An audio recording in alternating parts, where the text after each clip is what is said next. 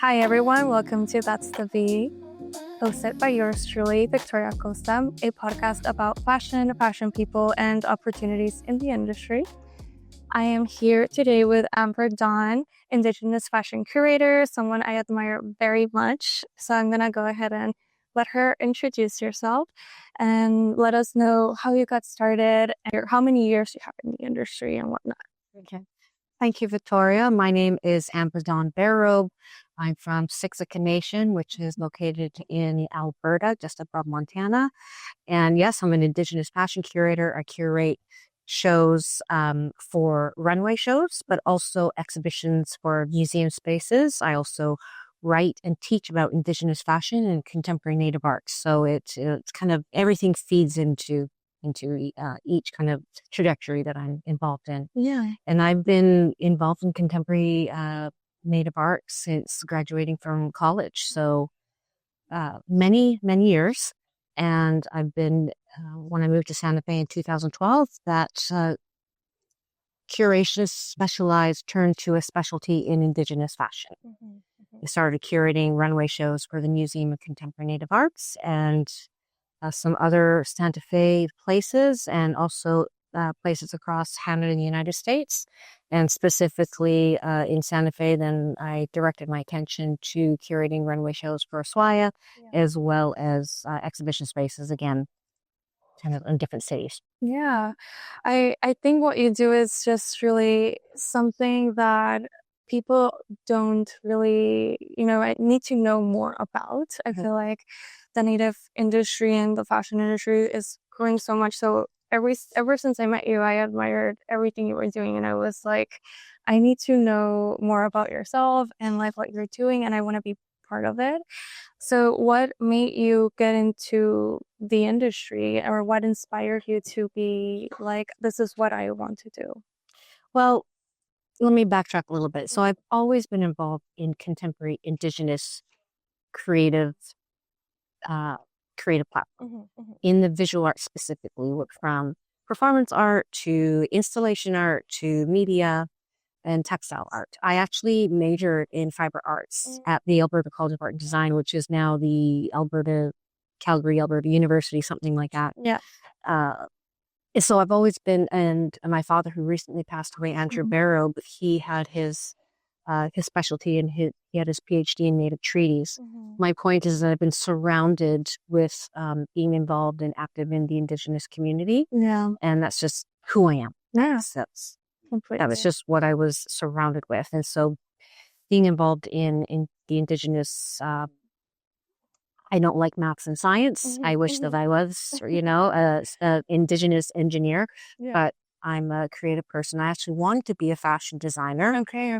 I actually wanted to go to Parsons. I see that, yeah. But as a young, 19-year-old Calgary Siksika girl, that was kind of really far-fetched at that time, financially, specifically. I get that. So basically my creative, what I wanted to do creatively turned into being on the other side in terms of being a curator. Yeah.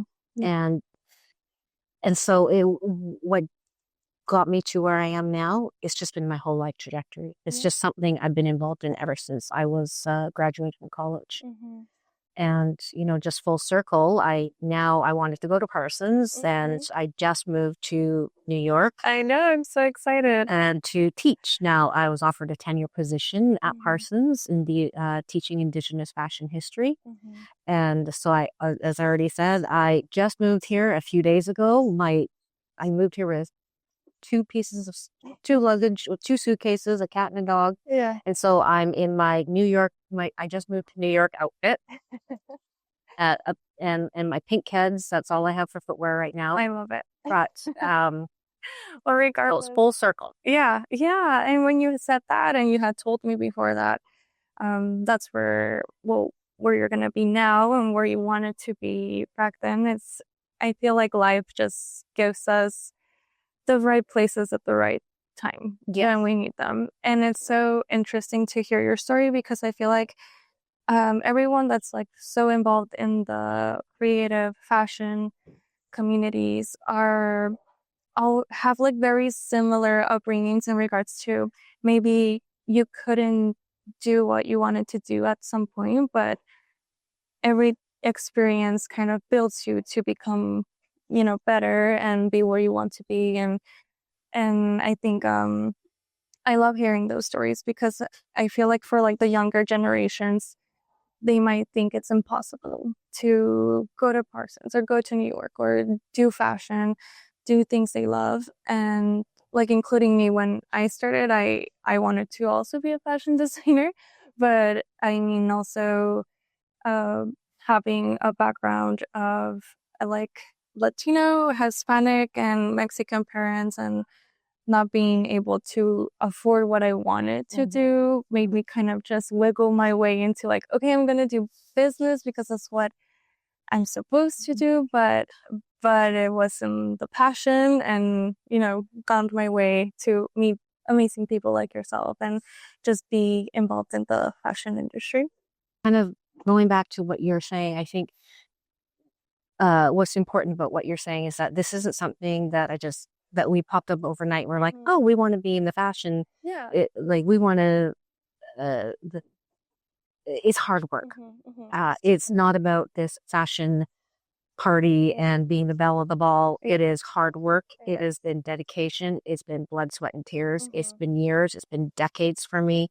And it's hard work. Yeah. It really is. And it really is passion, and it's who I am, it's who you are, and that's what just keeps you motivated, because stars know we don't do it for the money. Yeah. Literally. Yeah. Again, if I was doing something for the money, I should have been an engineer.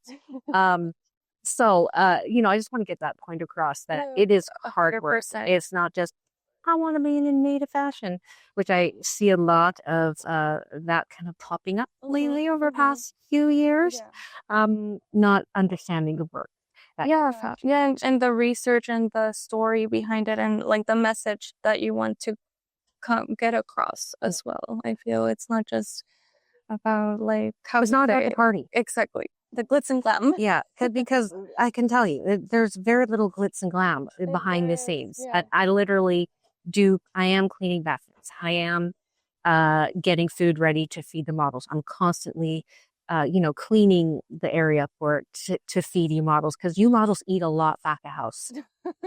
You are all very hungry. Yes. It's a myth that models don't eat. No, it really is a myth, right? So yeah, experiences where like people think that's true, and the amount of times there has been like 10-hour days, and we get like a little like granola. Yeah. We're like not we are people. Yeah. But thank you so much for being how you are, because I feel like you understand that and you see that, and I feel like anything that I've been part of that you've produced, I've always felt very taken care of. And well, good. That means a lot to me to hear that. No, it really, I'm really happy. Yes. Yeah, and that is an important part of, I think that also really stems from me being an art curator, first and foremost, and an educator, teach in terms of contemporary Native art. I taught for 8 years at the Institute of American Indian Arts, and it's about community. It's about taking care of the artists. It's not about the end result. It's about the process and relationship building, community building. And I really take that concept and that perspective into what I do with programming Indigenous fashion. Yeah. And so it really does come from a different perspective rather than this business-driven cutthroat perspective, which maybe I need to put a little bit of that into it now being in New York. But to always have that component and to always balance it with community and being conscious and taking care of the whole, because it is the whole that then gets presented to the outside world that will see, will feel. Yeah, and get that attention and then figure out how it actually is. And I think that's what makes Indigenous fashion very unique. I think so too. Is there's all these little components that in terms of where we come from. And not all the models are Indigenous. That's fine. But I think that the core of the community of these Indigenous fashion shows, it has this perspective that is really unique and really special. And I'm so glad to now be carrying kind of those special components and bringing those special components to New York. And I'm so happy to be seeing you in New York and to be working with models that I've worked with in Santa Fe. To be working with all of you here now. Yeah, I'm truly excited about that. I can't wait to see that community become more part of New York. I feel like it's been like underground for a bit, and I think people really need to know about it and talk about it. And at least I try to as much as I can, because I really do admire and respect. And although I don't have such a strong Indigenous background, I do have part of it, and I'm it's just like you say, such a like community feeling and drive that it is what makes Indigenous fashion different. It's more than, I feel like, just fashion, but the story and the history behind it and what it represents. And I think it's so beautiful, and it's so empowering, and it's like giving voice through clothing and through just different traditions, because I know Indigenous there's so much. So diverse. Indigenous fashion is extremely diverse. There's no one way to define or explain what it is. But I always say there's not one simple sentence or simple way to describe Indigenous fashion because it's so diverse. But what I can say is Native artists are the original couturiers of what we now call Canada and the United States. So that's true. And I think now relocating to New York, this is really stepping outside of the Native bubble and into the hardcore cutthroat industry here. And, I think it's important to, to know the language, so to speak, and then to also get out of your comfort zone and to be in a space that, if you can do something in New York, what New York has the world's ear. Exactly. So, Santa Fe was great. But, I think, I hit kind of the ceiling of where I could go with Santa Fe, and it was time for me to keep going. And I mean, the next step after this is Paris. Yeah, it really is. Like, and I'm excited to see it all. Or it's something that you're looking forward to that's up and coming, and that we can talk about. We'll have quite a few projects. The first and foremost is starting the my teaching career at Parsons. That is very exciting. But then I also have some fashion exhibitions coming up. One in Toronto called Always in Fashion at the Textile Museum of Canada. That's coming up next year. And then I have a fashion exhibition coming up at the James Museum in St. Petersburg, Florida, as well as one in 2030 at the Tennessee Brooks Museum in Memphis, Tennessee.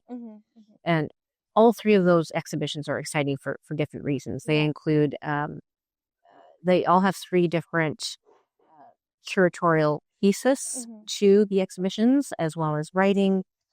But the one in 2030 at the Memphis Museum they're building a new architectural space for their museum. And it's the architect who built the Tate Modern is building this space and the building is replicating the Mississippi Mound culture architecture sites. So that, anyways, they're all really exciting curatorial projects that I have coming up.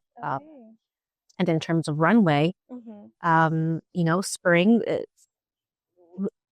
that's still kind of in the works. I can't really talk about it right now. But I'm super excited for many different projects for many different reasons. But I mean, I think right now, in this moment, the biggest project has just been relocating and moving to New York. Yeah, I feel like that's always like, there's no bigger project but making that moving here across the country into, one of the biggest, most popular cities in the world. And then moving with a cat and a dog. Yeah. When I was 20, I can pack a bag, backpack, and go. Yeah. I'm not 20 years old anymore. I'm 21. Yeah. Please. Um, I love it.